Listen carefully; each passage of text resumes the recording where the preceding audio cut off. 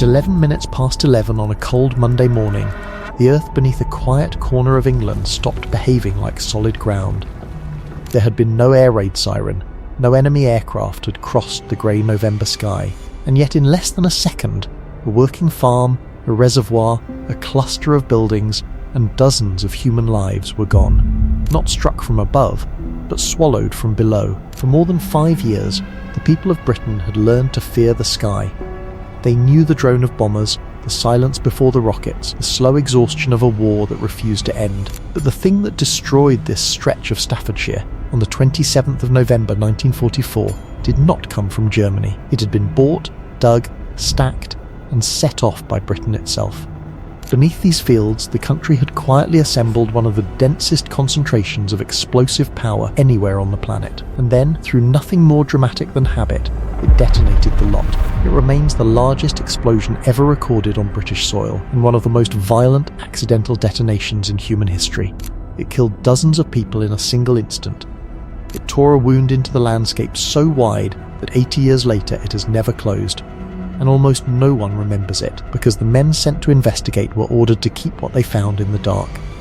To understand how a nation could accidentally manufacture one of the most dangerous places on Earth, you have to go back to the war that made it necessary.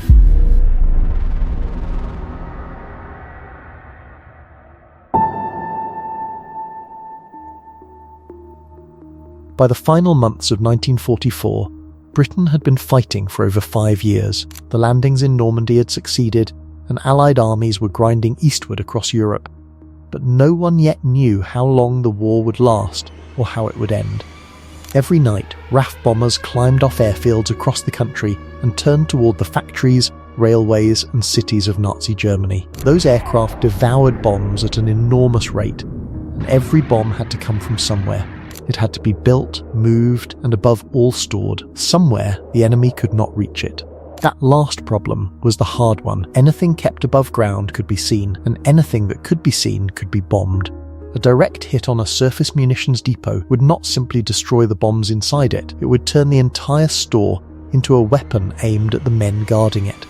So as the war demanded more and more ordnance, the people responsible for keeping it safe stopped looking at the sky and started looking underground. The answer they settled on lay beneath the countryside near Hanbury, about 5 miles northeast of Burton-upon-Trent. There, in a place called Fauld, ran a network of disused gypsum mines. Long, dry corridors of stone, carved out years earlier in the search for plaster. In 1937, with another European war already looking inevitable, the Air Ministry bought roughly 450,000 square feet of these old workings. The tunnels stood about 12 feet high and 20 feet wide.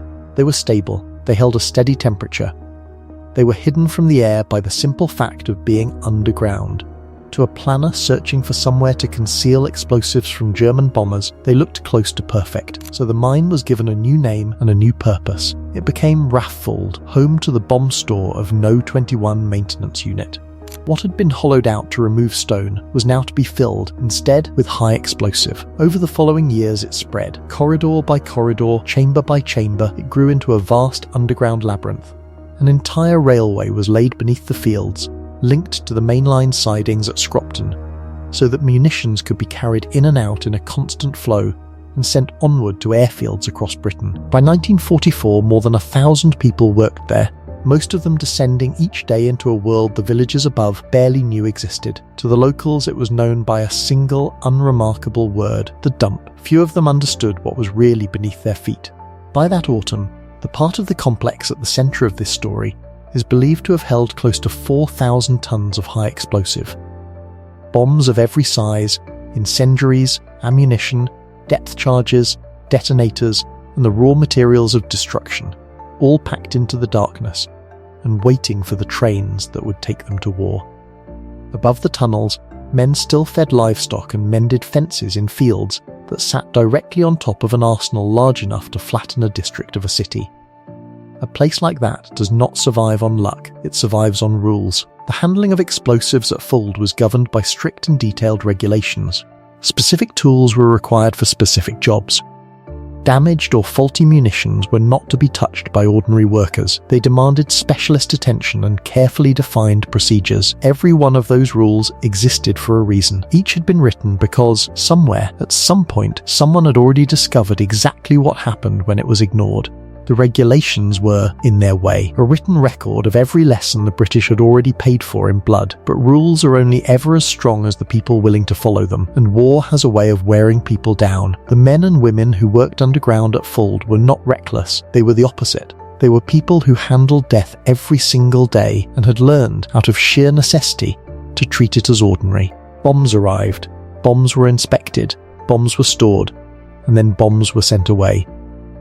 The same hands repeated the same tasks for months, and for some, for years. There is a particular danger hidden inside that kind of repetition, because the human mind cannot hold fear indefinitely. Surrounded by enough explosive to erase a town, a person slowly stops feeling it. The extraordinary becomes routine, and once it does, the smallest shortcut starts to look harmless. This is the quiet trap at the center of almost every disaster. It does not announce itself. It does not begin with panic. It begins with comfort, with the slow and entirely reasonable belief that because nothing has gone wrong yet, nothing ever will. Beneath the surface of Staffordshire, hundreds of people had spent years standing inside that belief, without ever once seeing the walls of it close around them. Among them were RAF personnel, civilian labourers, and a number of Italian prisoners of war. By 1944, the Italians were no longer truly the enemy. After Italy abandoned the Axis the year before, many of its captured soldiers had been put to work supporting the Allied effort, and at Fauld they laboured alongside everyone else, deep in the same tunnels, exposed to the same risk. Whatever flag they had once fought beneath, they would share in what came next without distinction. On the morning of the 27th of November, in a section known as the No. 4 bomb store, that long chain of small comforts reached its final link. Workers were moving among rows of tightly packed bombs, carrying out the kind of task they had performed countless times before. At some point their attention settled on a single munition. The precise details were lost in the explosion that followed, but investigators later concluded that there was a problem with the bomb's detonator. The small, sensitive component designed to set off the main charge. Under the regulations, the next steps were not a matter of opinion. Work should have stopped, the area should have been cleared, specialist personnel should have been called to deal with the fault properly.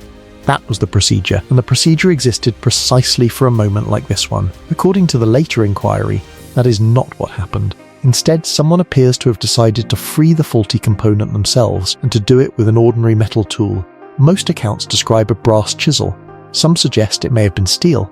The exact object hardly matters now. What matters is that it was a piece of hard metal, brought into direct contact with a live explosive device, against everything the rules demanded. We will never know what was in that person's mind. Perhaps they were trying to save time in a place where time was always short. Perhaps they had done the same thing before and walked away unharmed, and had taught themselves to believe it was safe. Perhaps they simply did not accept that the danger was real. Whatever the reasoning, it was an ordinary decision made by an ordinary person on an ordinary working morning, and it would be the last decision in that room that mattered.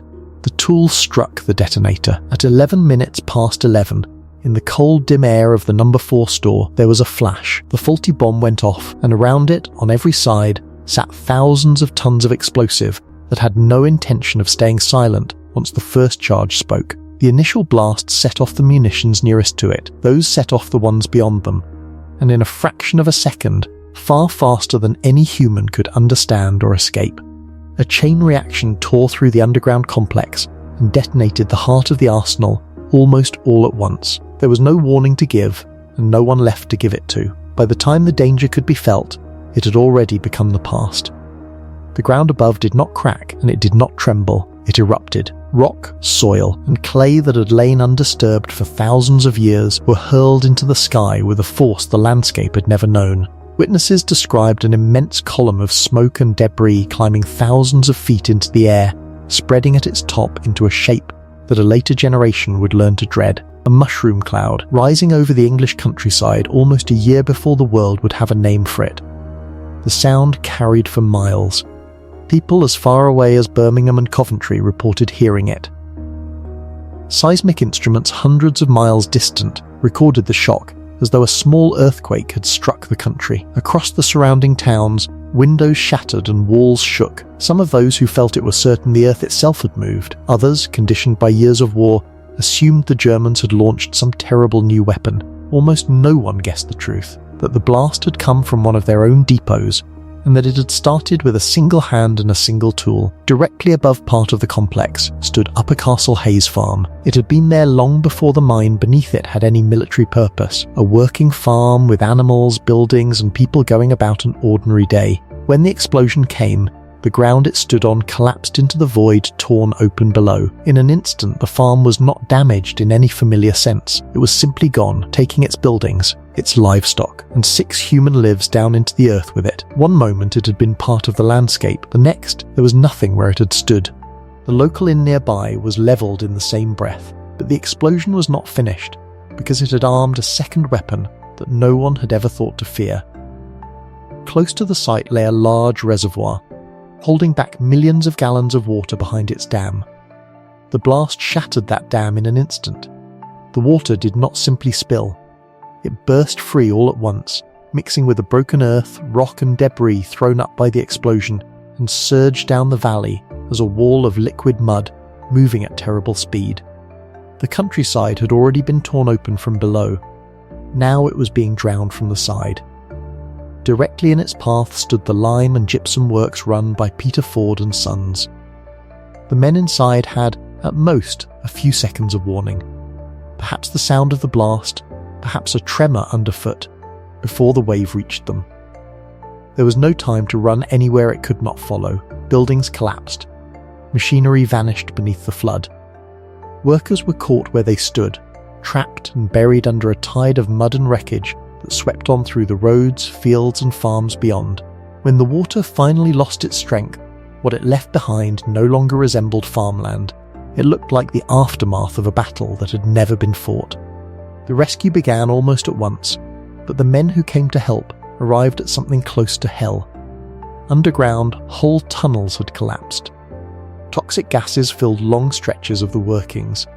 The ground itself remained unstable, and over everything hung the possibility that more of the stored explosive might still go off without warning. Rescuers dug by hand through debris, mud and broken stone, searching for anyone who might still be alive. But the conditions worked against them in a cruel and specific way. In many places, the mud that had buried the victims began to set, hardening around them, sealing them where they had fallen. What had drowned them now held them in place. As the hours stretched on, the hope of finding survivors faded. Some of those caught in the explosion had not so much been buried as erased, lost somewhere within the collapsed labyrinth and the churned ground above it. Families waited for news that for many of them would never come. There would be no recovery, no body, no grave to stand beside. Only a name, eventually carved into a memorial, and a question that the Staffordshire earth would never answer. Even now, historians cannot agree on exactly how many people died. The official figure is usually given as around 70. Some believe the real number was higher.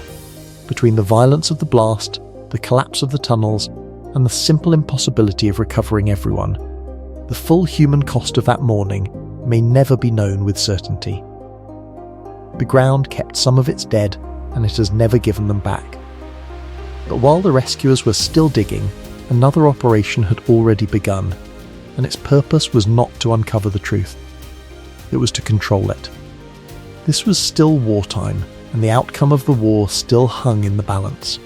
To the authorities, the news that Britain had accidentally destroyed a piece of its own countryside, killed dozens of its own people, and lost thousands of tons of munitions was not only a tragedy, it was a threat. A threat to morale at home and to the country's image abroad, where enemy propaganda would have seized on it without hesitation. So the flow of information was choked off at the source. Reports were carefully managed. The true scale of the disaster was kept from much of the public. Most significantly of all, the official board of inquiry was held behind closed doors, and its findings were locked away. Families were told very little. Their questions went unanswered, not because answers did not exist, but because those answers had been classified. And so one of the worst disasters ever to strike the British home front slipped quietly out of public view, hidden not by the passage of time, but by deliberate silence. It would stay buried for 3 decades. Only in 1974, when the report was finally declassified, could historians begin to piece together what had truly happened beneath those fields, and begin to give the dead something closer to the truth. Today, most of RAF Fauld has fallen silent. The railway is gone. The bomb stores stand empty.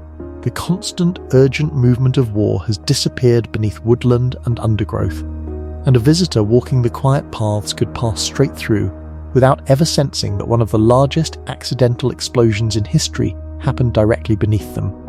But the ground never recovered.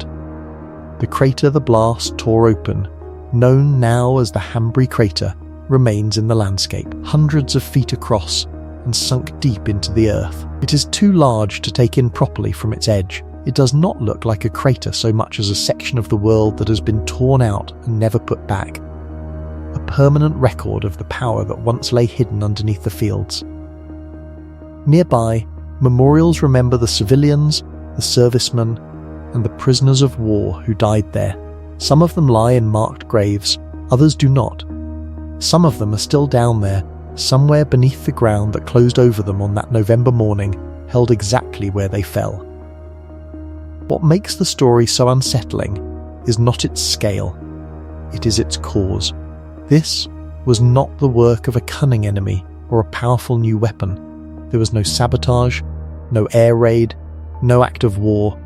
The disaster appears to have grown out of the most ordinary things imaginable: pressure, familiarity, the slow wearing down of caution, and the quiet conviction that a single rule could be set aside, just this once, with no price to pay. The whole catastrophe rested, in the end, on one human decision in one underground room, inside a system that had quietly arranged itself so that exactly such a decision could destroy everything around it. There is a grim irony in the timing. Less than a year after the Staffordshire countryside threw its own mushroom cloud into the sky, 2 more would rise over Hiroshima and Nagasaki, and the world would finally attach a name to that shape and a new kind of fear to go with it. But at Fauld, the cloud had not come from a breakthrough in physics or a deliberate act of war. It had come from routine. The mine is sealed now, the records are open. The lesson is simple, and it is the same lesson written into every one of those broken safety rules. No system should ever be built so that it depends, in the end, on one person being careful at exactly the right moment. Beneath the quiet woods of Staffordshire, the proof of that lesson is still in the ground, and it has not moved in 80 years.